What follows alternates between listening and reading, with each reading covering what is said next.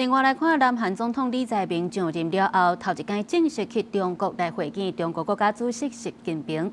双方伫咧经济、科技方面有签真侪项合作的协议，打算要来化解中国长期限制甲南韩交流的禁令。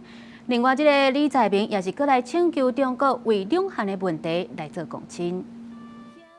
南韩总统李在明去到北京了后，找六甲中国国家主席习近平共同见证15项合作文件的签署，包括科技创新、贸易甲环境保护。南韩媒体观察，李在明这届有骨力咧修复双边的信任，想要化解长期影响南韩文化甲旅游业的限韩令。李在明初7来到上海参加中韩创新创业论坛，也佮中国机器人握手。伫记者会，伊对双边解决无共意见的进度表示乐观。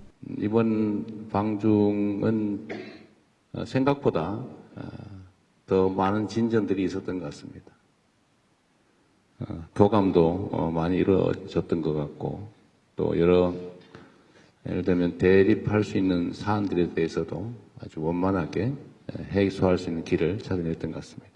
针对愈来愈紧张的朝鲜半岛的局势，李在明甲中国提出要求，希望北京会当发挥区域大国的影响力，推动甲平壤之间的和平通信。虽然北韩伫李在明去访问迄天，搁再试射飞弹，不过李在明强调，南韩长期尾拢是甲对话大门拍互开。针对首尔的呼吁，习近平是予伊肯定，不过同时嘛提醒解决朝鲜半岛的问题需要真有耐心。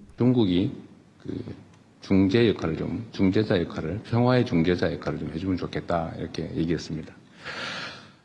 시 주석께서는 지금까지 노력을 평가하고 인내심을 가질 필요가 있다, 이런 얘기를 했습니다. 除了严肃的政治议题，李在明也算软外交。伫社群媒体分享伊甲习近平红包的自翕的相片。李在明表示，这张相片是用习近平去年送的小米的手机翕的，展现双方个人的交情甲互信。除了南韩积极修补甲中国的关系，加拿大总理卡尼嘛要伫13访问中国，这是加国领导人伫2017年了后，让高档搁再访问中国，显示伫美国贸易政策的无确定性之下，各国甲中国经贸甲外交的关系当咧出现一寡变化。公司新闻，陈伟林、吴义昌编译。